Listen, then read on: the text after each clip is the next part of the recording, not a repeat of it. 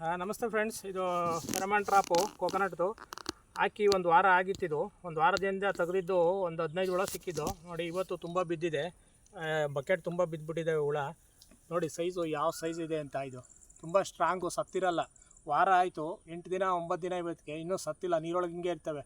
ಇವನ್ನೇನು ಮಾಡಬೇಕು ಅಂದರೆ ತೆಗೆದು ಹೀಗೆ ಎಸಿಬಾರ್ದು, ಮತ್ತೆ ಆರೋಗ್ತವೆ ನೋಡಿರಿ. ಆರೋಗ್ಯ ಸಿದ್ಧವಾಗೈತಿದು, ಆರೋಗುತ್ತೆ. ಏನು ಮಾಡಬೇಕು, ಈಗ ಒಂದು ಕಡೆ ಸ್ಟೋರ್ ಮಾಡ್ಕೊಂಬಿಟ್ಟು ಬೆಂಕಿ ಹಾಕಿ ಸುಟ್ಟಾಕಬೇಕು ನೋಡಿ. 20 ಹುಳ ಇದೆ ಇದರಲ್ಲಿ. 8 ದಿನ 10 ದಿನ ಆಯಿತು, 10 ದಿನ 20 ಹುಳ ಇದೆ.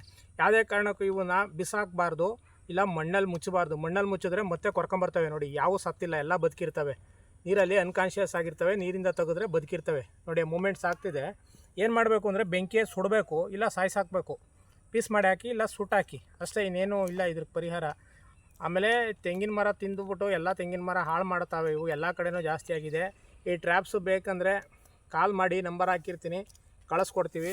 ಕೊರಿಯರ ಇಲ್ಲ ಪೋಸ್ಟಲ್ಲಿ ನಿಮಗೆ ಆಗುತ್ತೆ. ಇನ್ಸ್ಟಾಲ್ ಮಾಡಿಕೊಂಡ್ರೆ, ಒಂದು ಎಕರೆಗೆ ಒಂದು ಟ್ರ್ಯಾಪ್ ಇನ್ಸ್ಟಾಲ್ ಮಾಡಿಕೊಂಡ್ರೆ ಸಾಕು. ಇನ್ಸ್ಟಾಲ್ ಮಾಡೋದು ತುಂಬ ಈಸಿ, ಈಕೋ ಫ್ರೆಂಡ್ಲಿ ಆಗಿರುತ್ತೆ. ಇದು ಯಾವುದು ಕೆಮಿಕಲ್ ಇರೋಲ್ಲ. ಯಾವುದೇ ಗಿಡಕ್ಕೆ ಆಗಲಿ ಪರಿಸರಕ್ಕೆ ಆಗಲಿ ಹಾನಿ ಆಗೋಲ್ಲ. ಈಕೋ ಫ್ರೆಂಡ್ಲಿ ಆಗಿರುತ್ತೆ.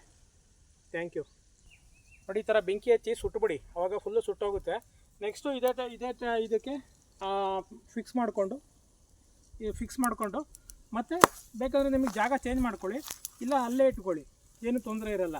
ಇಲ್ಲ ನಿಮಗೆ ಬೇಕು ಅನ್ಸಿದ್ರೆ ನೆಕ್ಸ್ಟು ಇನ್ನೊಂದು ನಿಮ್ಮದು 2ನೇ ಮಡಿನೋ 3ನೇ ಮಡಿಗೋ ಸುತ್ತಲೂ ಒಂದು 40 ಗಿಡ ಕವರ್ ಮಾಡೋಂಗೆ ಹಾಕ್ಕೊಳ್ಳಿ. ಧನ್ಯವಾದಗಳು.